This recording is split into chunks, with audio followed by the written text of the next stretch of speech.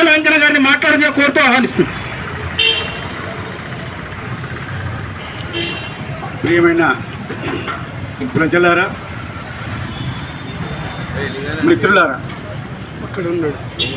ఈ రోజు నుండి 9వ తారీఖు వరకు అమరవీరుల సంస్మరణ సభలు జరపాలని చెప్పి సిపిఐఎంఎల్ న్యూ డెమోక్రసీ పార్టీ పిలుపునిచ్చింది.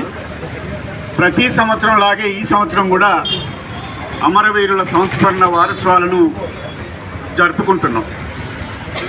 ప్రధానంగా ఈ దేశంలో దోపిడీ పోవాలి, దోపిడీ పీడన లేనటువంటి ఒక సమాజాన్ని నిర్మించాలి.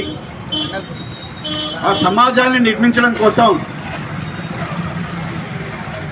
రక్త తర్పణతో ఈ వ్యవస్థ కూకటి వేళ్లతోని పెకిలించి నూతన ప్రజాస్వామిక విప్లవం ద్వారా విప్లవాన్ని తీసుకురావాలని చెప్పి విప్లవకారుల నాయకత్వంలో 50 సంవత్సరాలకు పైగా దేశవ్యాప్తంగా ఒక మహోన్నతమైనటువంటి దీక్ష కలిగినటువంటి పోరాటాలు జరుగుతున్నాయి.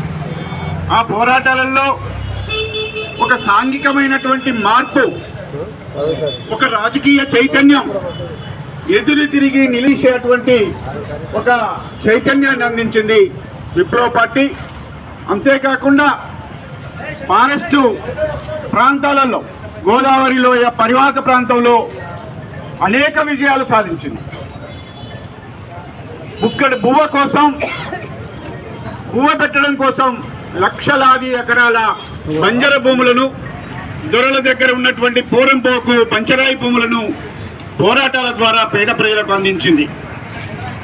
ఇవాళ పాలక వర్గాలు దేశంలో 75 సంవత్సరాలకు పైగా పరిపాలన కొనసాగిస్తున్నారు.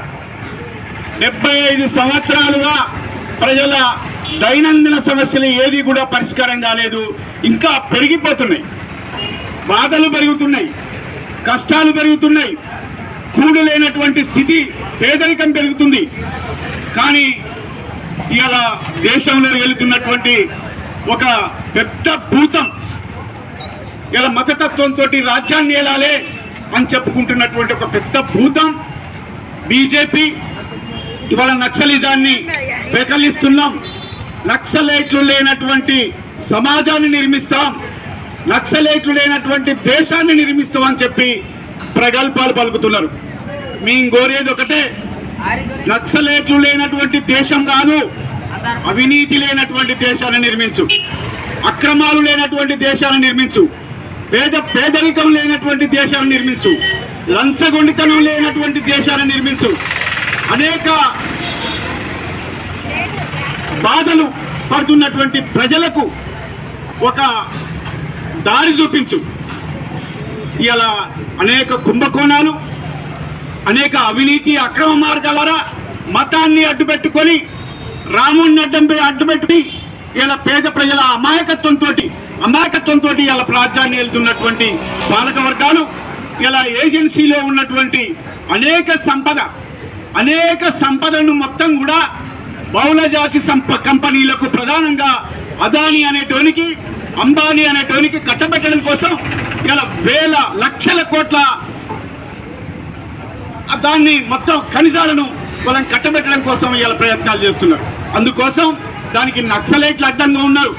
నక్సలైట్ ఉద్యమం బలంగా ఉన్నది, బాగా వేళ్ళూనుకొని పోయి ఉన్నది. వాళ్ళుంటే ఈ ఖనిజ సంపదను మనం దోచుకోలేం, బహుళజాతి సంస్థలకు దాన్ని కట్టబెట్టలేం, మన పప్పులు ఉడకవు అనేటువంటి దాంతో లక్షలాది సైన్యాన్ని అడవిలో దింపి ఇలా పోరాటవాదులను, విప్లవకారులను ఊచకోతకొస్తున్నటువంటి పరిస్థితి మనం చూస్తున్నాం. ఇలా ఆ పరిస్థితి ఇలా పోలీసులు కావచ్చు, పేద ప్రజలుగా ఉన్నటువంటి పోలీసులు డిఆర్జీ అనేటువంటి ఒక సైన్యాన్ని ఏర్పాటు చేసి ఇలా తుదముట్టించడం కోసం, నిర్మూలించడం కోసం పడరాన్ని పాటుపడితే, మరి ఆ డిఆర్జీకి నక్సలైట్లు పోయిన తర్వాత వాళ్ళ పేదరికం పోతుందా, వాళ్ళకు సమస్యలు ఉండవా, వాళ్లకు అనేక సౌకర్యాలు ఈ బీజేపీ ప్రభుత్వం కల్పిస్తుందా అని చెప్పి మేము ప్రశ్నిస్తున్నాం.